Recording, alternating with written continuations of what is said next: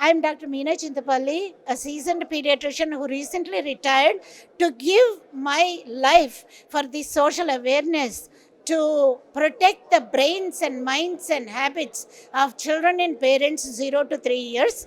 From prenatal care to the first 3 to 5 years are very critical. When I was in residency in 79, I saw a child, 3.5 years old, height of an 18-month-old. Mother brought very well dressed and very good looking. The concern that the child is not looking at me, he's not talking, he's hoarding food, eating raw meat, raw bread, he's not at all sleeping, he's pacing the room at night time. So I saw the kid. We did some investigations to rule out why he's short, why he's not doing.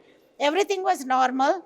Then I went through the literature research through reading articles in the library. In those days, there were no computers in 79. I came across a very leading article by Johns Hopkins neuropsychiatrist, Dr. Moni, and it described psychosocial dwarfism where the child is threatened or is living in fear and they do not grow globally. And he was placed in a foster home after Child Protective Services investigated the house. The mother was locking the child in closet. She was shrieking at him, shouting at him, and that child turned around and grew 4 inches in a very loving, nurturing foster care. And that's what brought the thought in my mind that because of the fear, children are not growing globally. The children should not be growing up with the fear, that they should grow up with a love and nurture. That was my reason. And so I started implementing that. It was an upstream battle because nobody else was talking about it. I was talking about it. Then in 1997, neuroscience research articles came. How brain is just a product of cells at the time of birth, other than eating, sleeping, and getting rid of the elimination, urination and stooling. Then it is the mother and the father who can create positive networks. And how the language is learned, how emotions are learned, because there may be a genetic frame, good or bad do not get expressed unless the environment promotes it or demotes it. So genes do not have a major role in causing these disturbances in the growth of the infant. It is mostly the environment. So I implemented that religiously for every child, every condition, including very resistant asthmatics, why they would not take medicines. There was always some disturbance in this house, like domestic violence, divorce, lack of belongingness, self-rejection, perception of fear and trauma.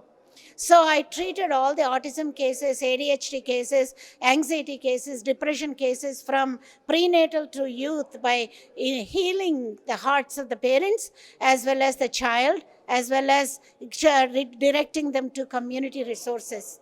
As a result of that, I did my first book, which is called Brain, Mind, Sai Educare. In between, I've become a very staunch devotee of Sai Baba, who taught me the Jivana Paramavadhi. That means life is a samadhi. And Jivana Paramavadhi is giving yourself selflessly, with selfless love, for the betterment of humanity. And in that, I found God in everybody. It through my own service, through going to shelters and everything. So when my cases started improving magically, mystically, I knew it is the love that they're feeling from me to them, and they want to really motivate themselves to heal. And this passion and vision and mission stayed with me, and I wrote my first book in 2004, which was published by University Press of America, through Rowman and Littlefield, distributed through Oxford Press and Lanham Press. Unfortunately, they would not put any colored photographs I gave them or the scans because it is against their policy. So it went to all the libraries around the world, and it was personally blessed by Sai Baba on his birthday on November 23rd, 2004. Then I had family problems. health problems. My kids needed to get married, and I was accumulating the healing that I was doing for thousands of children with hyperactive disorders, anxiety, youth depression, tendency to commit suicide, rape victims, incest victims, autism spectrum disorders. I have video testimonials also. And I clinically implemented my program of healing after they have already been hurt. And as a result of that, I could put my second book together, Early Brain Sprouts from States to Traits. But the publisher made it $100 and $135, very difficult for the people to, common people to buy. So I revised, including putting about food products on how to raise a holistic child, a healthy child. A health means physical, intellectual, psychological, social, emotional, and spiritual wellness. Social and emotional wellness, belongingness, and attachment and bonding is always one-to-one between the adult and the infant. It is never through electronics or putting something in front of them. Then the senses won't really recognize what it is. They have to do hands-on activity. In American Academy of Paediatrics, we have a ban on electronic exposure in the first 2.5 years of age, only since 2016. I did that since 1995 because Baba always called it tele poison. He always, he was the creator, he knew why he said that, and he always referred that parents cause mental illness problems. Now it is true. People are collaborating to train more physicians, more parents on this concept of first 1,000 days so that we will create a better focused world.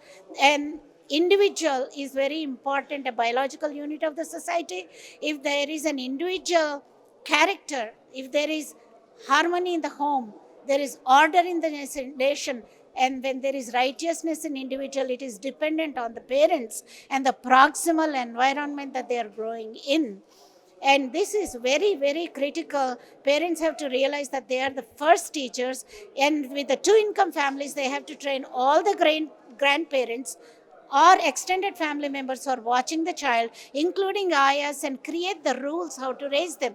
And this book in this detail describes how to raise, how to stimulate the senses together, how not to do the electronics, how to handle the eating habits, how to handle the toilet habits, and how to make them intellectuals. This is what the goal of this book is, to create a peaceful society, better society. World peace belongs to the individual and the family.